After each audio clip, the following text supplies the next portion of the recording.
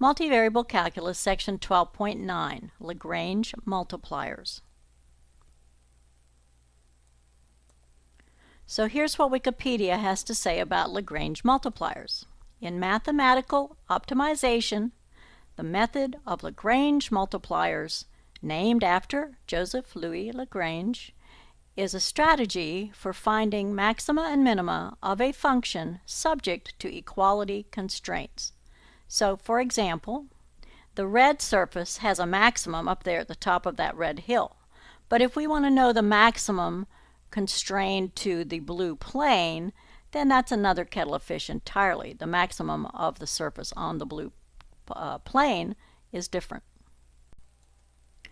So there's a picture of Louis Lagrange. You may remember him from the infamous Lagrange remainder theorem that everyone knows and loves. And I thought we'd stop for just a moment and have a little bit of mathematical history. Joseph Louis Lagrange, born Giuseppe Luigi Lagrangia on the 25th of January 1736 in Turin, Piedmont, died 10th of April 1813 in Paris, was an Italian Enlightenment-era mathematician and astronomer. He made significant contributions to all fields of analysis, number theory, and both classical and celestial mechanics. Now, analysis is an umbrella that includes calculus, so he was also an expert in calculus. On the recommendation of Euler and D'Alembert in 1766, Lagrange succeeded Euler as the director of mathematics at the Prussian Academy of Sciences in Berlin, Prussia, where he stayed for over 20 years, producing a large body of work and winning several prizes of the French Academy of Science. Lagrange's treatise on analytical mechanics, written in Berlin and first published in 1788, offered the most comprehensive treatment of classical mechanics since Newton and formed a basis for the development of mathematical physics in the 19th century. In 1787, at the age of 51, he moved from Berlin to Paris and became a member of the French Academy. He remained in France until the end of his life.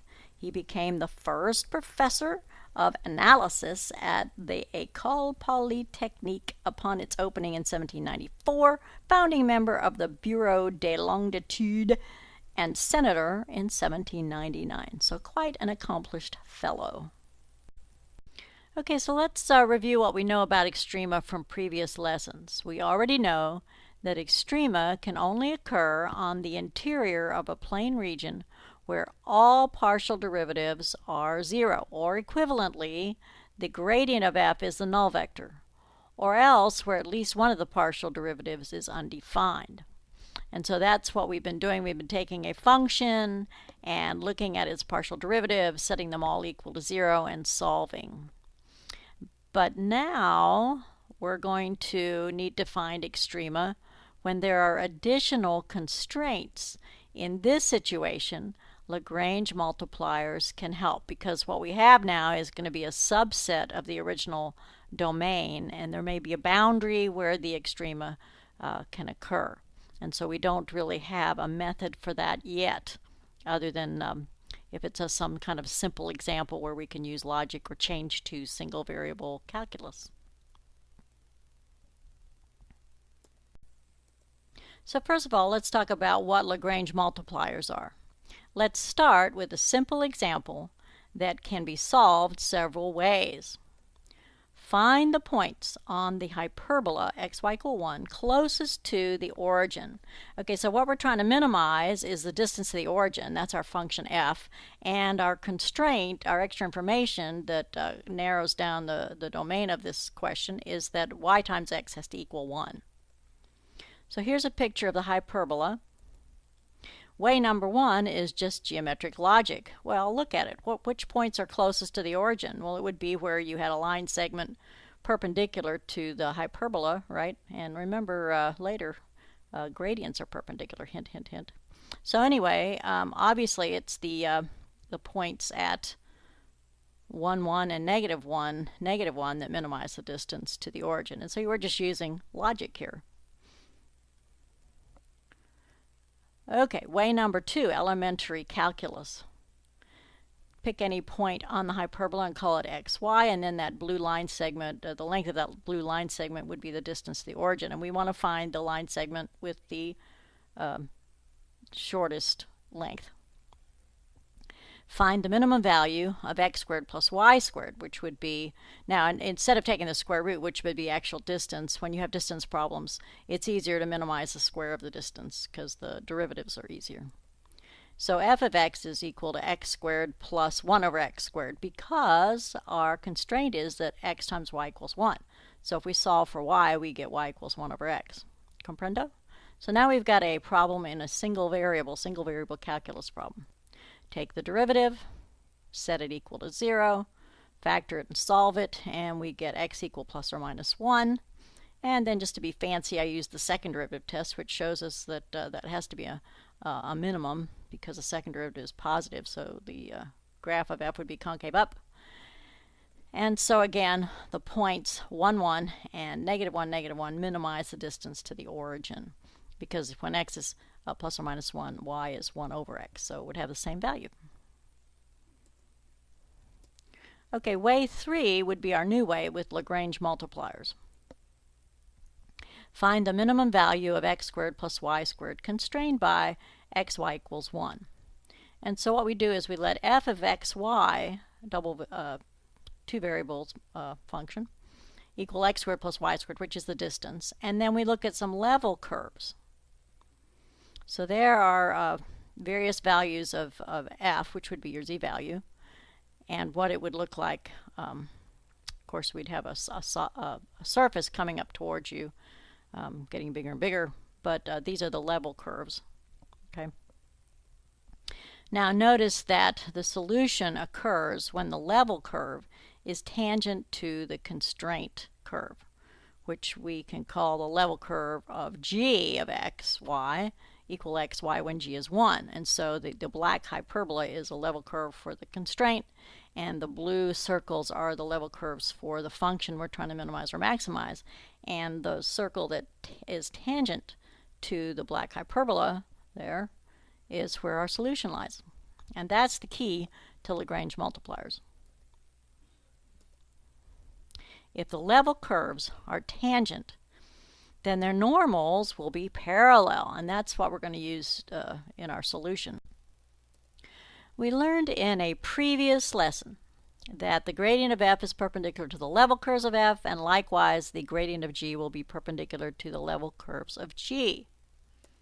Hence, we can set the gradient of f equal to a constant times the gradient of g, and we use the symbol lambda for that constant, and this is what we call a Lagrange multiplier. Okay, so that's where the whole name comes from. So for our particular problem, we get the gradient of f being 2x comma 2y, and the gradient of g being y comma x. And then this gradient equation will be solved a little later in the lesson. We'll come back to this example after a while. Okay. So back to our ideas about extrema. So far, we are going to add this theorem, the Lagrange multipliers, with one constraint. Let f of xy and g of xy be continuous differentiable functions if a minimum or maximum of f of xy subject to the constraint of g of xy equals some constant occurs at p, and if the gradient of g at p is not the null vector, then the gradient of f has to be parallel to the gradient of g at p, and so they are constant multipliers of each other. Okay, so to kind of review and summarize what we've just said in the last slide, if we have a surface in 3 space, z equals a function of 2 variables, and we wish to find the extrema of this function subject to a constraint of g of xy, then if we set the gradient of f equal to lambda times the gradient of g, we will have 4 equations in 4 variables. Here they are. And our variables then are x, y, z, and lambda. And so if we solve that system of equations any way we like, including looking at trivial solutions where x or y could be 0, then we will find all points P that can possibly cause f to be minimized or maximized. Now, extending this idea, we can go into from 3 space into 4 space. So if we have w equal to a function in 3 variables, then if we set the gradient of f equal to lambda times the gradient of g, where g is our constraint, we'll have 5 equations in 5 variables, and there they are. Our 5 variables will be x, y, z, w, and lambda. And as you can see, the more variables that are involved, the more equations, the bigger the system, the more difficult your algebra is going to become. And we can continue then into 5 space, 6 space, and so on forever and ever. And so if we had a function of 4 variables, then we're going to end up with 6 equations and 6 variables, 6 unknowns, etc., etc. Now, it can get even more complicated if we have more than one constraint. So let's take a look at that. Theorem: Lagrange multipliers with n constraints. Let f, g1, g2, g all the way through gn be continuous differentiable functions. If a minimum or maximum of f subject to the constraints g1 of xy, g2 of xy, g3 of xy equal constants, so those are level curves, occurs at p, and none of the gradient vectors of the g functions at p is the null vector, then the gradient of f at p is the sum of these lambdas times each of the gradients of the constraint functions. Okay, for some constants, lambda 1 through lambda n.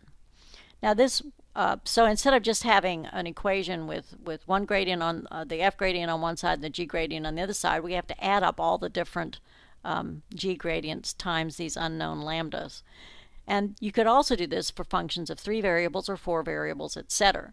And so you're going to get a lot of equations with a lot of unknowns, and it becomes very unwieldy, and so you have to take a course in programming a computer to solve these huge systems. Now this little puppet, I had a nightmare that I had to solve 50 equations with 50 unknowns. Well, don't you have any nightmares, because we're not going to involve computers and programming. The examples in the book are going to have to be fairly straightforward and not have too many variables in order for you to solve them by hand. So back to our simple example. Now let's solve this. We have our gradient equation, we have our function f that we want to minimize, and our constraint xy equals 1. Using the Lagrange multiplier method, we have our gradient equation, which we can change into 2 equations in x, y, and lambda. Now there's a couple of ways to solve this. First way is to consider, first of all, that either x, y are 0, or if they're not 0, then we can divide by them and solve for lambda. Now if they are 0, that won't work, because 0 times 0 is not 1, and the constraint says that x times y has to equal 0. So we're just going to go ahead and use our lambda equation. If we cross multiply, we get 2x squared equals 2y squared, which means y equals plus or minus x. But when we plug that back into our constraint, the negative x doesn't make any sense, because we have to get a positive y. So our equation becomes, our only possible equation becomes x squared equals 1.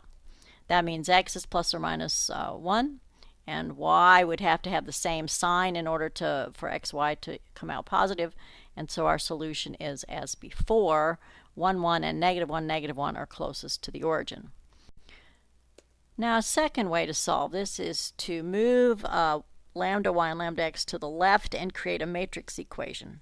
And the solution to the matrix equation is that either x and y have to both equal 0, which we saw before is not possible, because the constraint says x times y has to equal 1, and if they were 0 you wouldn't get 1. Or the determinant of the matrix coefficient has to be 0. So we'll work with that, and that to evaluate that determinant, we end up with lambda equaling plus or minus 2, which we could substitute, and playing around with that system yields the same solution again. So you have a wide variety of ways to solve after you set up your equations with lambda.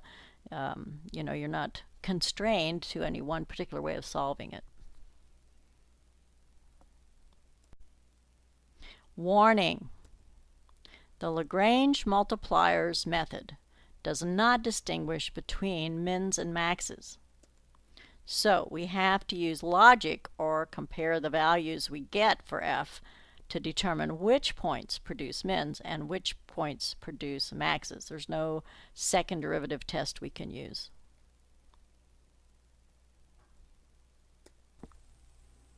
So now we're going to start looking at the problems. Number 2, find the absolute extrema of this function subject to the constraint x squared plus 4y squared equals 1. So it's the highest point on the plane f that is also on the cylinder x squared plus 4y squared equals 1. So notice that our g function, then we'd have to bring the 1 over technically, but that's when we take the derivatives, the 1 goes to 0 anyway. So the partial derivative of f with respect to x is 1, and that has to equal lambda times the partial derivative of g with respect to x, and the partial derivative of g with respect to x is 2x. So we have 1 equals lambda 2x, and therefore lambda has to equal 1 over 2x. Now we look at the other partial derivative.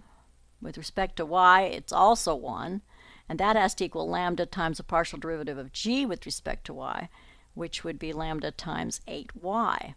So now when we set 1 equal to lambda 8y, we get lambda equals 1 over 8y. So if those are both equal to lambda, then they're equal to each other, transitive property of equality. So we set them equal and we cross multiply, and we find out that x has to be 4 times y. So now we use the constraint and we plug in 4y for x and solve that equation, and we get a value for y, and then x then is just 4 times the y value. So now we have our x and y value.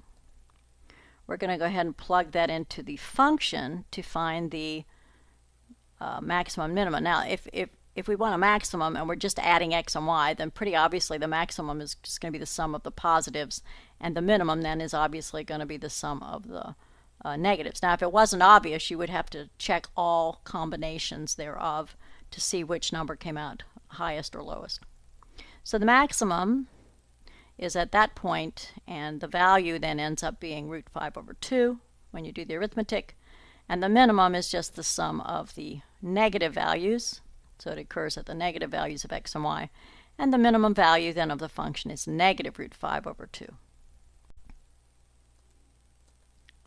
Number 6, find the absolute extrema of this function subject to the constraint of this other function.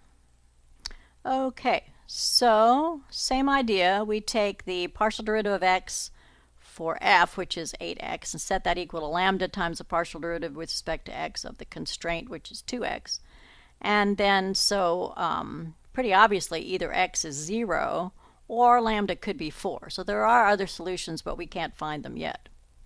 Then we do the same thing for the partial derivative with respect to y. For f it's 18y, and for the constraint it's going to be 2y. And so again, either y is 0 or lambda is 9. So let's look at the constraint under the two circumstances. If x is 0, then that forces y to be plus or minus 1. On the other hand, if y is 0, then that forces x to be plus or minus 1. So basically we have 4 possibilities. And so we have to try all these possibilities in the original function. And so plugging in 0, 1 we get 9, 0, negative 1 we also get 9, 1, 0 gives us 4, and negative 1, 0 gives us 4 also for the z value. And so guess what? The maximum is 9 and the minimum is 4, subject to this constraint.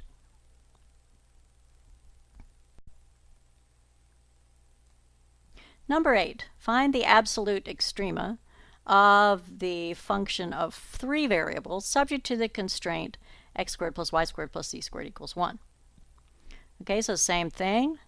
The partial derivative with respect to x for f is 3, and for g it's 2x, so we solve for lambda. Now do the same thing for y. The partial derivative for f is 2. The partial derivative for the g, the constraint function, is 2y, and so we get lambda equals 1 over y. And then finally for z, Again, the partial derivative for f is 1, and the partial derivative for g is 2z. Solve for lambda. Now, lambda has to equal all of these, so what you do is just solve this any way you wish. What I did was I set the first two equal, cross-multiplied and got y in terms of x. Then I took the first and the last and set them equal and got z in terms of x. So now I've got everything in terms of x. I can plug that into my constraint. So plugging into the constraint, collecting like terms, solving for x, we get plus or minus 3 over root 14. So then to get y, we just multiply by 2/3. And to get z, we just multiply by 1/3. And then again, we don't really have to try all possible combinations, thank goodness, because there would be 2 times 2 times 2. There would be 8 possible points we'd have to check. But pretty obviously, since the function f is linear, the maximum is going to be the sum of the positives, and the minimum is going to be the sum of the negatives. So if we just plug into our function, we get a maximum of root 14 and a minimum of negative root 14. Number 14. Find the absolute extrema of f of x, y, z equal x squared plus y squared plus z squared, subject to the constraint x to the fourth plus y to the fourth plus z to the fourth has to equal 3.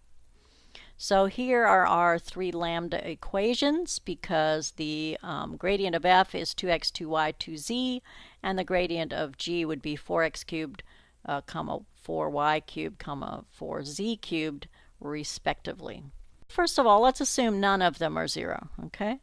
So possibility number 1, if they're not 0, then they have to be equal, and we can substitute x for y and z, and we get x equal plus or minus 1 in the constraint. And if you do the same thing for substituting for y or for z, they're all going to be the same.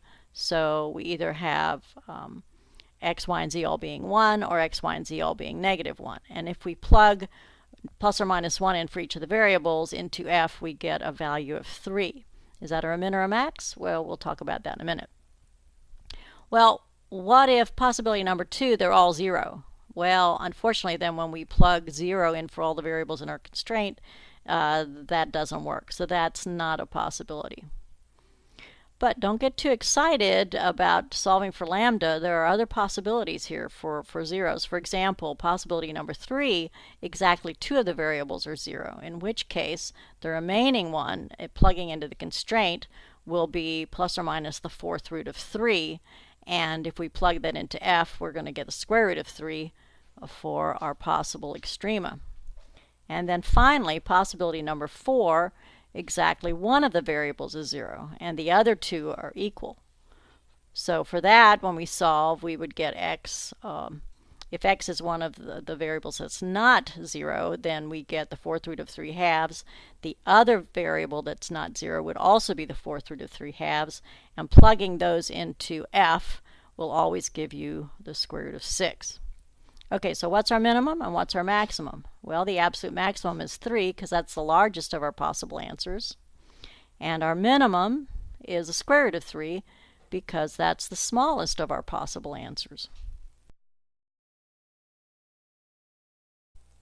Number 16. Find the absolute extrema of this function of 3 variables subject to 2 constraints, x squared plus y squared equals 1 and 2x plus 2y plus z equals 5.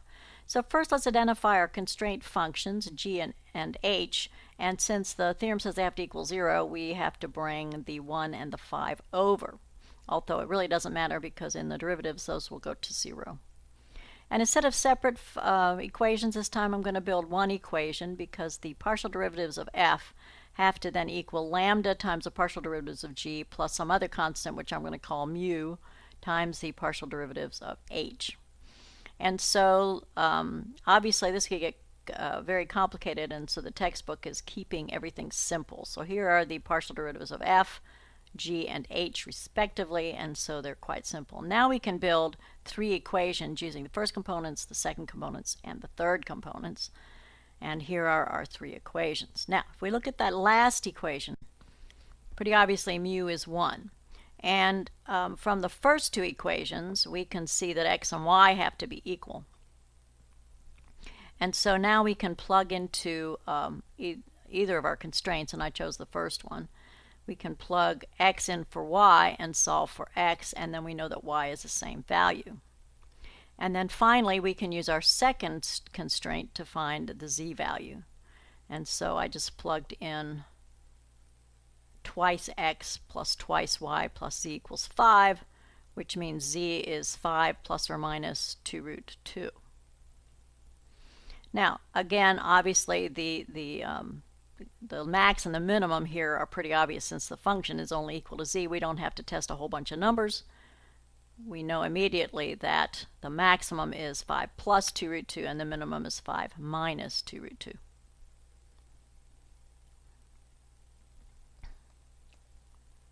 Number 24. Use the method of Lagrange multipliers to solve problem number 32 from section 12.5. Those were the mini-max word problems.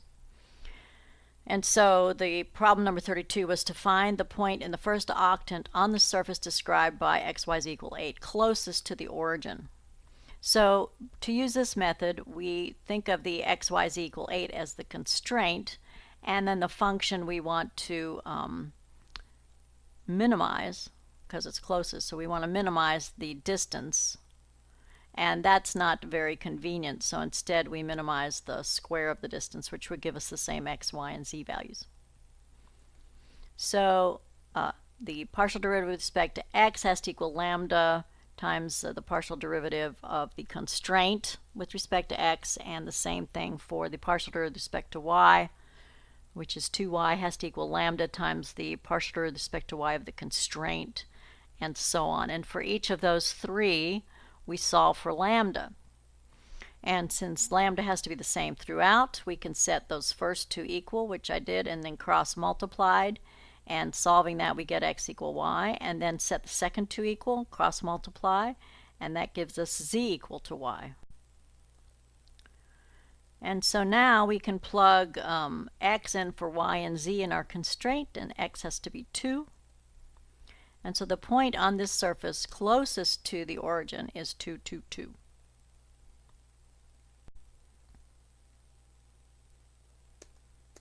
Number 34. Use the method of Lagrange multipliers to solve problem number 42 in section 12.5, another wordy problem. And this one was a closed box with a volume of 12 cubic meters, and the material for the bottom costs twice as much as the material for the top and the sides. Find the dimensions that minimize cost. So here's a picture of our box, and our constraint is that the volume has to be 12. And what we're trying to minimize is the cost function. So we double 2 times the area of the bottom, and then the top is xy, just regular price, and then we have two sides that are xz and two sides that are yz, and so then if we combine like terms, we get 3xy plus 2xz plus 2yz. So our derivative with respect to x of the cost function equals lambda times the derivative with respect to x of the constraint. Same thing for the partial derivative of y, the partial derivative with respect to z. And solving for lambda, this time our algebra is going to be a little bit more complicated, but not too bad. So now we have three expressions for lambda, and I'm out of space on this slide. So we're going to repeat these on the next slide. And then I'm going to set the first two equal and cross multiply. And that cancels, and so pretty obviously x has to equal y. This is the same thing over and over again because the book has to keep it simple or you wouldn't be able to do the algebra. And then the second two lambda expressions set equal cross multiplied gives us 3y equals 2z. So z is equal to 3y over 2.